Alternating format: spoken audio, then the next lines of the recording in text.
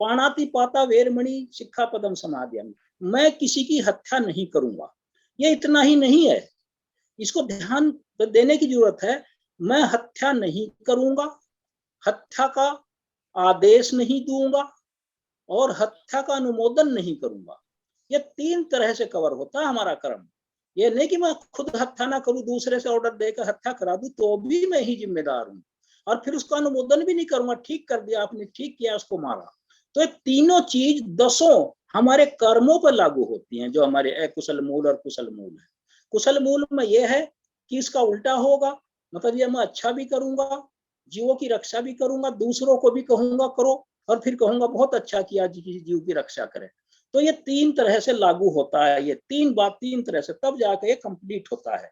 फिर कुशल मूल क्या है, अकुशल मूल क्या है, what is the unwholesome root. अकुशल मूल जो जड़ है वो है राग द्वेष मोह, लोभ द्वेष मोह भी कहते हैं उसको। ये 3 हैं, ये हमेशा बने रहेंगे 3। जब तक इनका विनाश नहीं होगा तब तक सम्मा दिट्ठी नहीं होगा। फिर उन्होंने कहा, अब देखिए कर्म पर आ गए हम। फिर उन्होंने कहा, फिर उनसे पूछा गया, इस शब्द को भी बार बार रिपीट नहीं करूंगा कि उनसे बार बार पूछा गया और क्या है और क्या है, मैं सीधा उस पर ही आऊंगा। तो उन्होंने कहा दूसरा, वो कैसे और दूसरे तरीके से हो सकता सम्मा दिट्ठी, क्योंकि वो आहार के समुदय और आहार के निरोध को देखता है। जो हमारा न्यूट्रिटिव एसेंस, जो मतलब फूड है, देखिए आहार कोई सोच भी नहीं सकता कि आहार इतना बड़ा हमारे रास्ते में बाधक है। जो हमें जिंदा रखता है वही हमें मतलब यह है उधर भी ले जाता है अकुशल की तरफ। वो आहार जानता है, आहार के समुदय को जानता है, आहार के निरोध को जानता है। तो ये 4 आहार कौन से बताए उन्होंने, जो हम ग्रास ग्रास कर खाते हैं, मतलब ये 4 आहार हैं जो हम रोज खाते हैं। दूसरा उन्होंने कहा स्पर्श आहार, स्पर्श आहार जो मतलब हम जिससे स्पर्श करते हैं, मेंटल आई से स्पर्श करते हैं, बॉडी से नहीं, और जितनी 6 इंद्रियां उनसे स्पर्श करते हैं। फिर उन्होंने कहा मनोसंचेतना आहार, इस पर मैं बोला था पहले। तो मनोसंचेतना आहार है जिसमें हम जो कहा चेतना को ही कर्म कहता हूं। जो हम मनोसंचेतना आहार भी माइंड, बॉडी और माउथ से होता है। फिर उन्होंने कहा विज्ञान आहार, जो कॉन्शियसनेस, ये थोड़ा सा समझ में कम आता है, पर मैं रिक्वेस्ट करूंगा इसको आप लोगों को ध्यान रखना, याद भी दिला देना। इन आहार पर एक सिटिंग होनी बहुत जरूरी है, क्योंकि ये बहुत इंपॉर्टेंट है जो आहार वाला चैप्टर। इसको अलग से हम चारों को बोलेंगे किसी दिन। तो इस तरह का ये आहार कहाँ से आते हैं, तृष्णा के समुदय से आहार होता है, तृष्णा के निरोध से, ये भी तृष्णा से ही जुड़ा है। आहार का निरोध होता है, और इसका सब का निरोधगामी मार्ग अष्टांगिक मार्ग ही है। 16 प्रकार उन्होंने ये बताया। अब तीसरा पॉइंट जो उन्होंने बताया, क्योंकि वह आर्य सत्यों को भली भांति जानता है। 4 आर्य सत्यों का ज्ञान ही सम्मा दिट्ठी है। ये पहले भी आ चुका है बार बार, 4 आर्य सत्यों का ज्ञान ही सम्मा दिट्ठी है, और सम्मा दिट्ठी की ओर ले जाने वाला अष्टांग। फिर वो कहता है अगला, क्योंकि वो, अब देखिए यहाँ से थोड़ा सा आहार तक आते हैं, अब वो प्रतित्य समुत्पाद को आ गए सारिपुत्र जी। अब प्रतित्य समुत्पाद का जो हमारा उल्टी तरफ से हम चले हैं वो वहां आ गए। अब प्रतित्य समुत्पाद ही सब कुछ है, तो वहां आ गए। अब वो क्या कहते हैं आगे, क्योंकि वह जरा मरण के समुदय और निरोध को जानता है। जरा हमारा बुढ़ापा क्यों है, हम मरते क्यों हैं, और इसका समुदय क्या, what is the arising cause of this, उसको जानता है वो। ये जरा मरण क्या है, हम बूढ़े क्यों होते हैं, मरते क्यों, और वो प्रतित्य समुत्पाद के उल्टी दिशा में चल रहे हैं। और वहां से उसके निरोध के लिए कि जरा क्या है, मरण क्या, बुढ़ापा आप सब जानते हैं, मरण कैसे होता है, ये सब।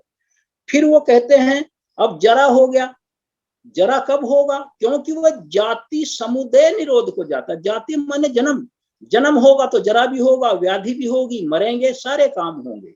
अगर जन्म होगा तो कोई चीज रुक नहीं सकती, कोई ऐसा फैक्टर नहीं है, चाहे हम कितने भी, बुद्ध को भी कष्ट होगा, बुद्ध को भी बुखार आएगा, चाहे अरहत हो उसको भी आएगा, उसका भी शरीर कमजोर होगा, उसकी भी हड्डियां कमजोर होंगी, सब कुछ होगा। जन्म एक बार हो जाए तो सारी लिंक ये रोक नहीं सकता, क्योंकि उसका नेचुरल फिनोमिना है, उस पर किसी का कंट्रोल नहीं है, क्योंकि वह है जाति समुदय। जाति माने जन्म, वो जन्म कैसे होता है उसको जानता है, इसलिए सम्मा दिट्ठी है वो, इसलिए वो बार बार जन्मों में नहीं पढ़ना चाहता।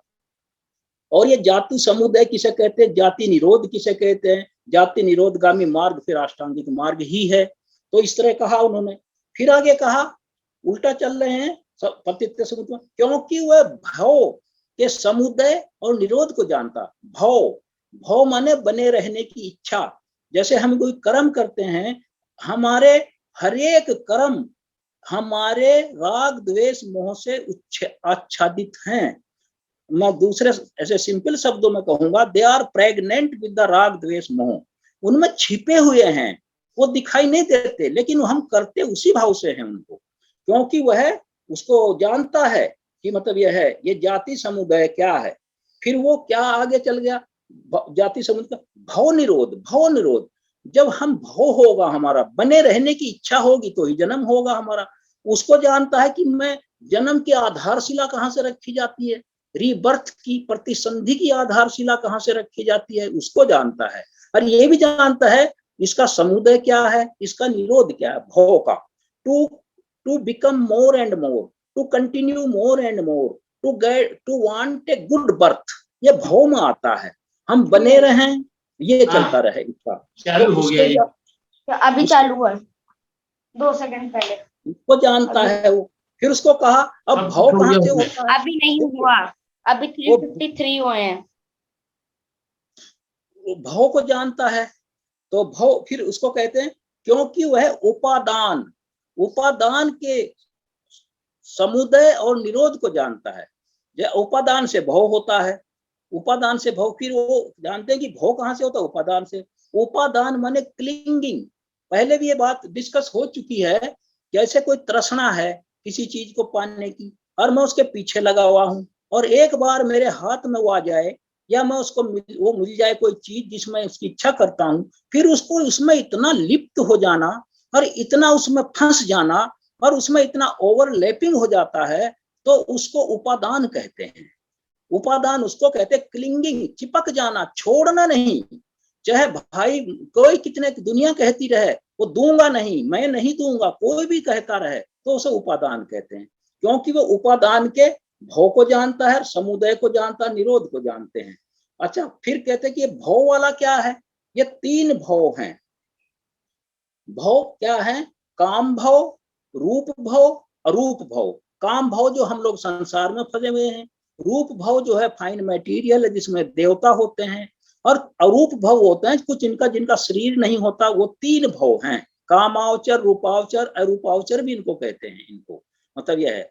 तो फिर वो उपादान को जानता है, वो जो क्लिंगिंग है। और क्लिंगिंग कहाँ से पैदा होती है, वो कहती है वो तृष्णा के समुदय, उपादान तृष्णा से पैदा होती है, इसलिए वो तृष्णा के समुदय को जानता है, निरोध को भी जानता है। तो उपादान तृष्णा से आती है।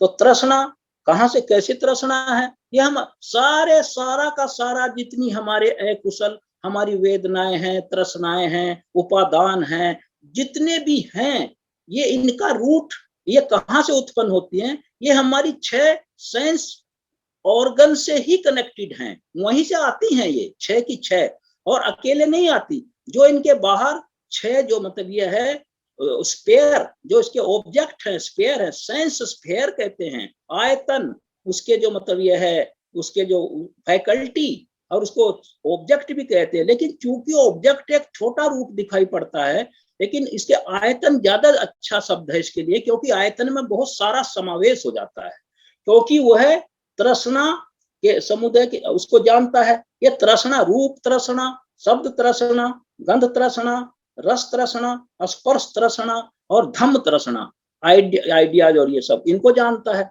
फिर आगे कहा उन्होंने, क्योंकि वह वेदना, अब तृष्णा वेदना से पैदा होती है, क्योंकि वह वेदना के समुदाय को जानता है, वेदना का निरोध कैसे किया जाता है।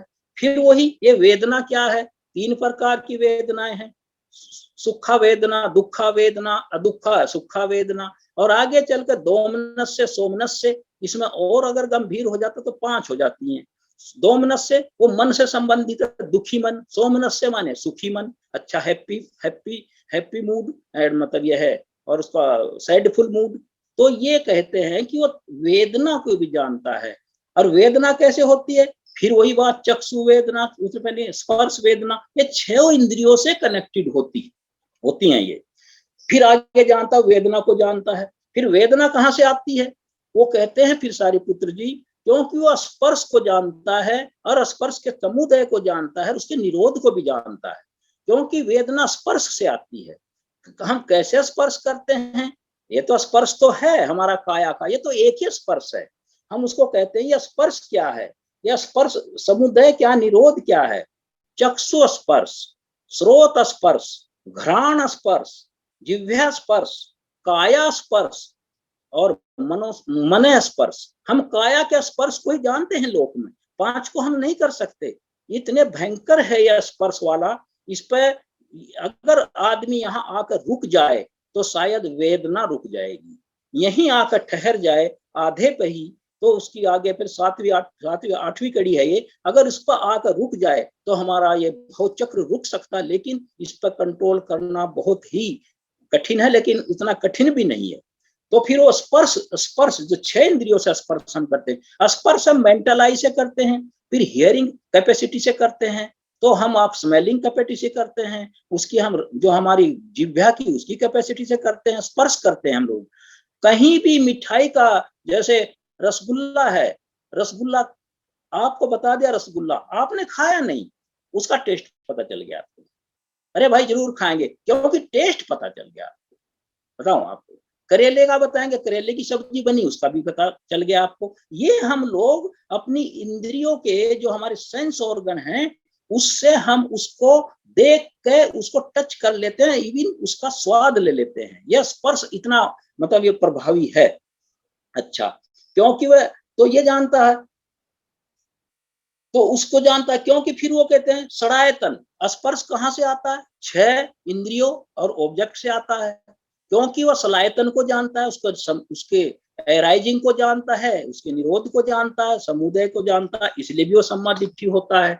फिर वही बात आ गई, चक्षुआयतन, श्रोतायतन, ये 6 इंद्रियां बार बार रिपीट होगी। आप इसको अच्छी तरह समझ रहे हैं, रिपीटिशन की जरूरत नहीं है। फिर कहते हैं 6 हमारे षडायतन कहाँ से आते हैं? ये माइंड और मैटर से आते हैं। वो नाम और रूप के समुदय को जानता है और निरोध को जानता है। नाम और रूप के समुदय को जानता है, निरोध को जानता है। नाम रूप, नाम किसे कहते हैं? देखिए, नाम रूप में 2 शब्द हैं। अब नाम में, और जो हमारा विज्ञान भी जिसको कहते हैं हम लोग, और चित्त भी कहते हैं, तो इसमें नाम रूप में 5 चीज हैं, जिसको हम स्कंद भी कहते हैं। जो हमारा, अगर हम उसको आते हैं उसमें सुतांत मतलब उसमें आते हैं, तो इसको हम कहते हैं 5 स्कंद भी कहते हैं। लेकिन क्या है रूप? क्या है? जो स्थान घेरता हो, कोई चीज हो जो स्थान घेरता हो। और नाम क्या है? जो स्थान ना घेरता हो। क्या है? रूप में बैठा हूं, कुर्सी पर आप बैठे, आप स्थान घेर रहे हैं, इसलिए रूप है। ये 28 प्रकार के होते हैं।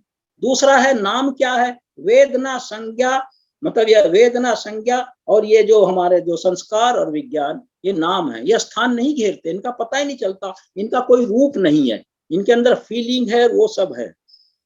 और शरीर का भी उन्होंने कहा, रूप का भी उन्होंने कहा, 4 महाभूत, पृथ्वी, अग्नि, जल, वायु, सॉरी, ये 4 ग्रेट एलिमेंट हैं, 4 महाभूत हैं हमारे बॉडी के। पृथ्वी, अग्नि, वायु, जल, अग्नि। अच्छा, ये 4 हैं। फिर इसमें से 4 और पैदा हो जाते हैं। वर्ण, आपका रंग कैसा है? गंध, आपका मतलब ये है जो गंध है आपका। और फिर उसका रस है, जिह्वा है। और फिर आपका ओज है। ओज कहते हैं न्यूट्रिटिव एसेंस, जो हमारी बॉडी को चलाता है, जो शक्ति देता, ओज कहते हैं उसको।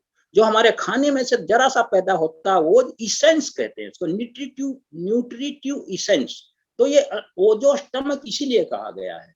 फिर आगे चला गया कि इनको वो जानता है, इनको फिर कहते हैं वह विज्ञान को जानता है, जो अपना भी चित्त को, विज्ञान के समुदय को जानता है, निरोध को जानता है।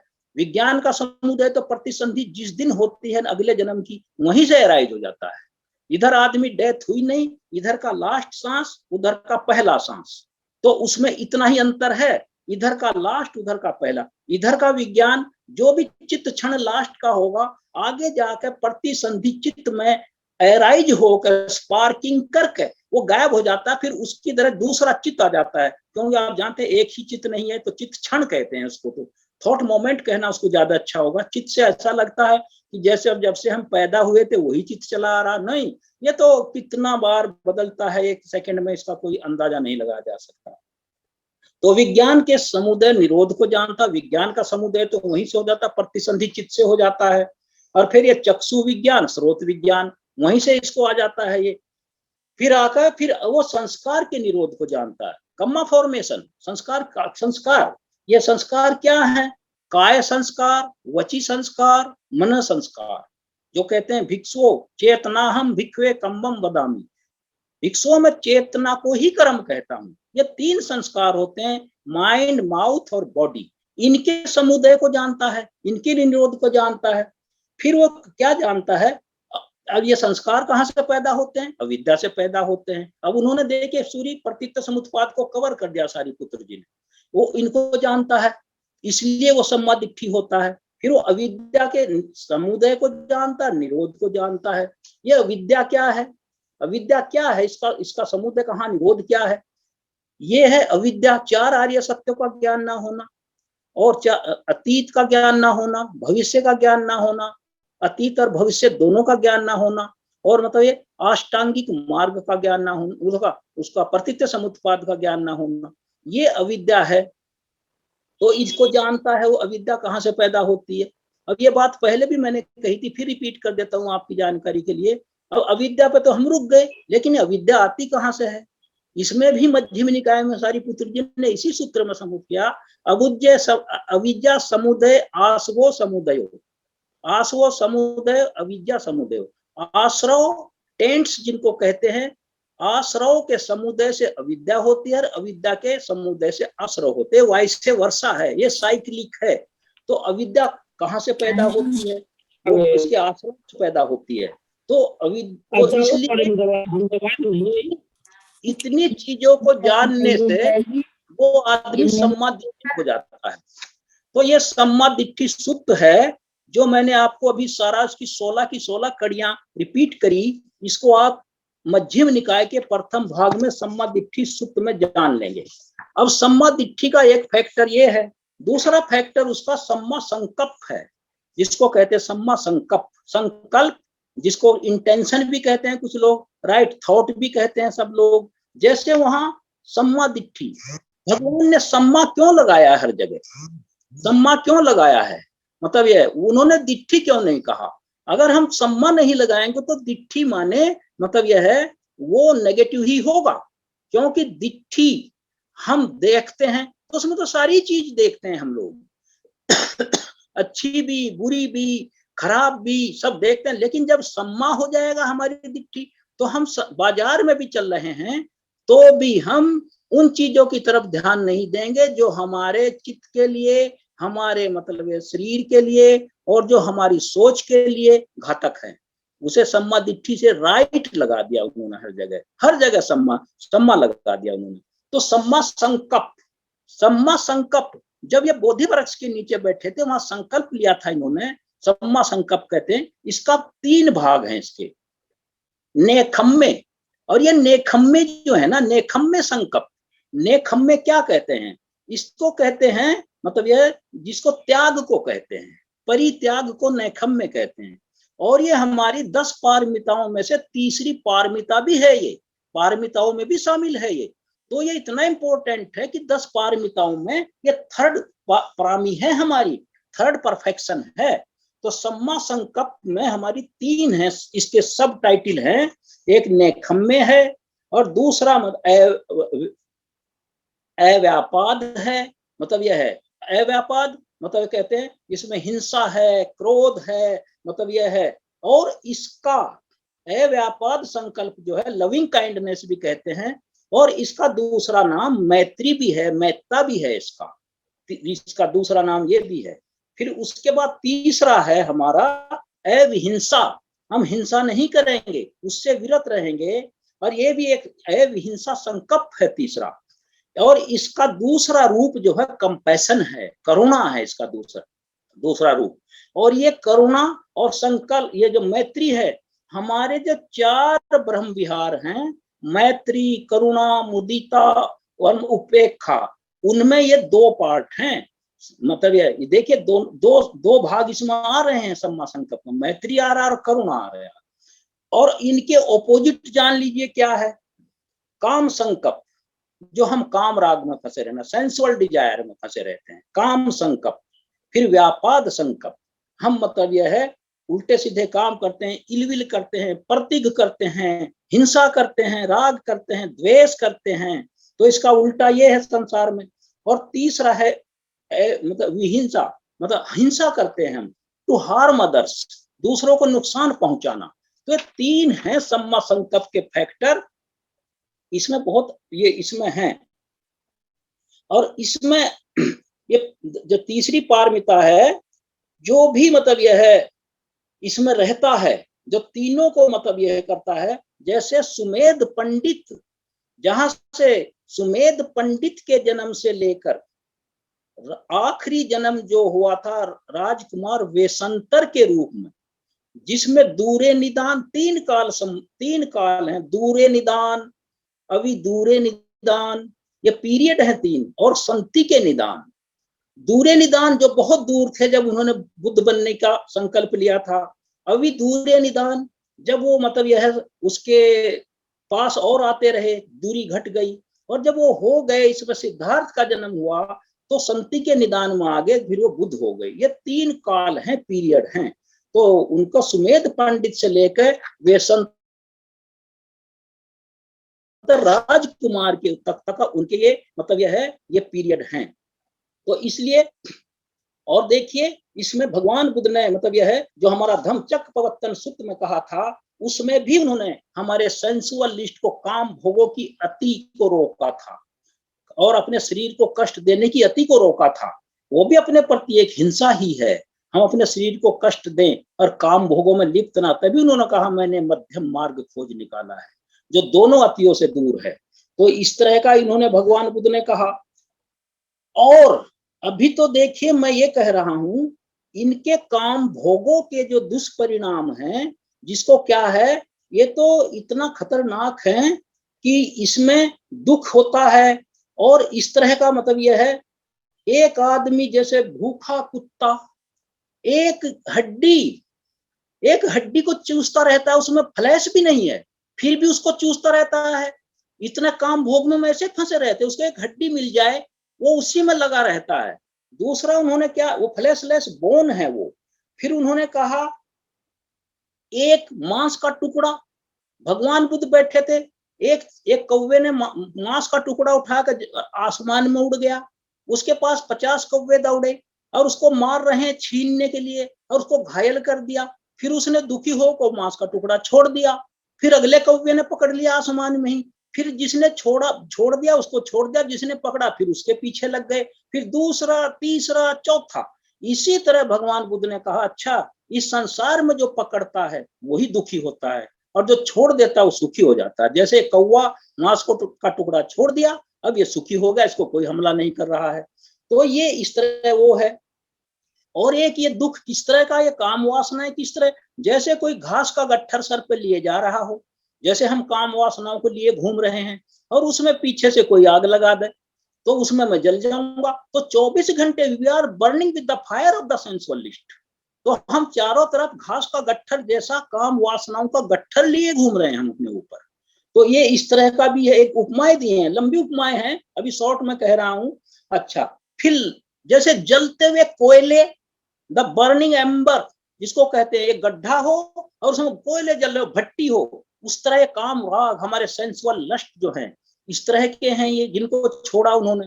जैसे बर्निंग, एक गड्ढे में दहकते कोयले पड़े हुए हैं। फिर आगे कहा जैसे सपने में मैं कहाँ बन गया, क्या क्या बन गया, कहाँ खुश हो रहा हूँ, कोई मर गया उसके साथ घूम रहा हूँ, चलो तुम फिर दोबारा आ गए, खुश हो रहा है। तो सपने जैसे हैं ये ठहरने वाले नहीं हैं, ये खत्म हो जाने वाले हैं। तो ये सपने जैसे हैं हमारी काम वासनाएं, they are not everlasting, they are moments. वो थोड़े दिन रहते हैं फिर गायब हो जाते हैं, फिर लेकिन हमारा इतना नुकसान कर जाते हैं कि उसकी भरपाई नहीं हो सकती है। अच्छा, फिर उसके कहते हैं एक मांगा हुआ जेवर होता है, ये बोरोड डायमंड। जैसे किसी में शादी में जाना है या किसी व्यक्ति को जाना है, उसने कहा भाई अपने अच्छे कपड़े दे दो मुझे, एक बड़ी शादी है, मेरे पास अच्छे कपड़े नहीं है, हर कोई महिला किसी से अपना ज्वेलरी ले लेती है। तो वो हाँ, ये जो हमारे सेंसुअल लस्ट हैं और जो हमारे राग द्वेष मोह हैं, ये उधार के गहने की तरह हैं और उधार के कपड़ों की तरह हैं। जब शादी से आएंगे, शादी में तो बड़ी इज्जत हुई इन कपड़ों की वजह से और ज्वेलरी की वजह से बड़ी इज्जत हुई उसकी, क्योंकि उसको देखा ऐसी तो किसी के भी पास नहीं है, लेकिन वो मांगी हुई है, उधार ली हुई है, तो आके लौटानी पड़ती है। दुख होता है फिर उसको देते हुए। एक बार मन में लगता है कि हमारे पास ऐसा होता, ये मेरा ही होता। तो ये हो गया। फिर आगे कहता है, तो एक जैसे फल लग रहे हैं बहुत से आम के, आम चल रहा है, लदा हुआ पेड़ है। ये सेंसुअल लस्ट जो है लदे हुए पेड़ की तरह है, जिस पर फल लगे हुए हैं। कैसे फल लगे हुए हैं? जो दुखदाई हैं, उसी पर हमला करते हैं, उसी को तोड़ते हैं। डाल तोड़ेंगे, पत्ते तोड़ेंगे, पत्थर मारेंगे आम तोड़ने के लिए, तो सारा पेड़ खराब हो जाता है। डालियां तोड़ देते हैं, ऊपर से तोड़ लेते हैं। तो जब सेंसुअल लस्ट हमें इस तरह ही लूटते हैं, हमें हमारी 6 इंद्रियों को लूट लेते हैं, फिर हम नंगे हो जाते हैं, हमारे पास कुछ नहीं रह जाता है। तो लदे हुए पेड़ की तरह लगते हैं देखने में अच्छे, लेकिन विनाश चल हो जाता है हमारा उसमें। तो ये फिर आगे एक जो है, एक ऐसा पेड़ है जो आम जैसा लगता है देखने में, उसी तरह लद रहे हैं, बहुत अच्छा, उसे खा ले। भगवान बुद्ध उसको कहते थे इसको ना खाना, वो जहरीला है। तो ये जहरीले हैं, ये देखने में बड़े स्वादिष्ट हैं। आधे घंटे का आनंद लिया, 15 मिनट का आनंद लिया किसी दुष्कर्म को करने में, लेकिन वो कितना दुखदाई है मेरी प्रतिष्ठा के लिए, मेरे परिवार के लिए, मेरे आगे के जन्मों के लिए कितना कठोर है वो। तो उसी तरह का ये जहरीले पेड़ मतलब आम की तरह है, उसका तरह है। फिर एक स्लॉटर हाउस है, ये इसी तरह है जैसे कोई मतलब किसी को जानवरों को काटता हो, जहां स्लॉटर हाउस कहते हैं, जहां बकरे काटे जाते हैं मीट के लिए। तो ये हमें इसी तरह काट डालते हैं जैसे स्लॉटर हाउस में। फिर हम बचते नहीं हैं, जब हम बुढ़ापे में रोगों से घिर जाते हैं तो हम असहाय हो जाते हैं। तो स्लॉटर हाउस के एनिमल की तरह हमारी कंडीशन हो जाती है। तो इनसे भगवान बुद्ध ने ऐसी उपमाएं दी हैं, अगर इनको सोच ले तो डर लगता है। फिर उसको कहते हैं यह तलवार की धार की तरह है, जैसे तलवार के ऊपर पैर रखो काट देगी। तो ये काटते हैं, हमेशा काटते हैं, धीरे धीरे काटते हैं, हमें पता नहीं। एक तरफ हम कटते जा रहे हैं, सामाजिक प्रतिष्ठा कटती जा रही है, दुष्कर्म भरते जा रहे हैं, अगले जन्म को न्योता दे रहे हैं, और मतलब लेकिन हमें महसूस नहीं होता। ये हमें तलवार की धार के समान है, ये उसको तरह काटते हैं ये। फिर एक चॉपिंग ब्लॉक है, आप जो कोई मीट लेने जाता है, फिर उसकी एक लकड़ी का जो होता है काट कर रखता है, मोटा ब्लॉक जिसको कहते हैं, उसी पर रख को मीट काट के बेचता है। तो ये हमें इसी तरह काटते हैं, एक चॉपिंग ब्लॉक है ये। जैसे वो मीट काटने वाला कसाई एक हमारा पीस टू पीस कर देते हैं, ये हमें कहीं का नहीं छोड़ते। 6 इंद्रियों को, हमारे सारे के सारे अगले पिछले अतीत को, वर्तमान को, भविष्य को काट डालते हैं ये। फिर हमें छुटकारा नहीं मिलता है इससे। फिर ये इसी तरह है जैसे किसी सांप के मुंह पर पैर आ जाए, या देखिए अनजाने में अंधेरे में वो काटेगा, हम बचेंगे नहीं। तो हम इनको सेंसुअल लस्ट को जो है हम सांप के मुंह पर पैर रखने जैसा है। तो इतने ये उन्होंने नैष्कम्म्य की इतने उदाहरण दिए। इसका दूसरा फैक्टर है अव्यापाद, किसी को हानि ना पहुंचाना, गुडविल करना। और इसका दूसरा अर्थ है मैत्री। और इसका डायरेक्ट दुश्मन कौन है मैत्री का?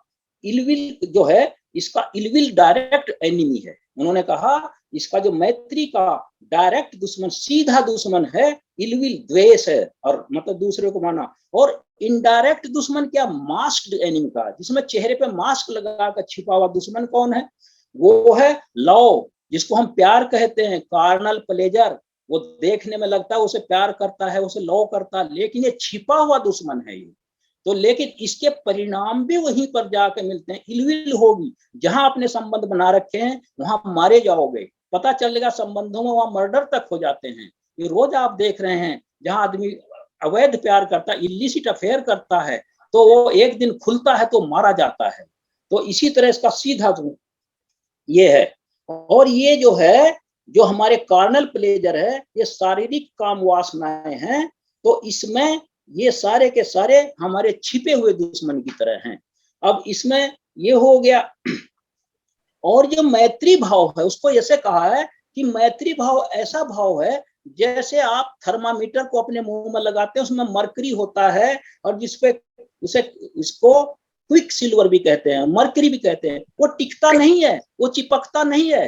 तो मैत्री भाव बिना किसी राग द्वेष और मोह के होती है, वो उसके बिना उसमें कहीं भी लगाव नहीं होता। मैं अपनी पत्नी की सेवा कर रहे हैं, आप अपनी पति की सेवा कर रहे हैं, बच्चों की, वो मैत्री नहीं है, वो तो ड्यूटी है। मैत्री भाव वहां है जहां आपका कोई कुछ ना लगता हो और आपको पता भी नहीं है कौन है, फिर भी आप मैत्री भाव दिखा रहे हैं। तो ये इसका दूसरा है। फिर भगवान बुद्ध ने कहा, अब ये ध्यान से सुनने की बात है, मैत्री भाव कोई आदमी संसार में बिना लालच के नहीं कर सकता, ये बड़ा कठिन है। उसके पीछे उसका गलत इंटेंशन छिपा रहता है। जब भी कोई मैत्री का हाथ बढ़ावे अच्छी बात है, लेकिन सावधान रहो, उसके पीछे आई माई सेल्फ जरूर छिपा हुआ है। वो अपने ही लिए करता है जो कुछ भी करता है। ये बहुत उन्होंने सावधान किया है। डिस्पैशनेटली कोई नहीं करता और अनसेल्फिशली कोई नहीं करता। भगवान बुद्ध ने कहा है बी अवेयर, यहाँ सावधान किया है भगवान बुद्ध ने। ये बहुत ही मतलब यह इसकी सावधानी की जरूरत है इसमें। तो इस तरह का उन्होंने कहा है। तो ये हमारा हो गया, दूसरी कड़ी होगी। अब हमारी जो तीसरी है, इसके आपको पता मैत्री भाव में जो रहता उसके 11 गुण आ चुके हैं। उसको 11 गुण पैदा हो जाते हैं, उसका कोई नुकसान ही नहीं होता, वो अलग से एक दिन बताएंगे 11 गुण।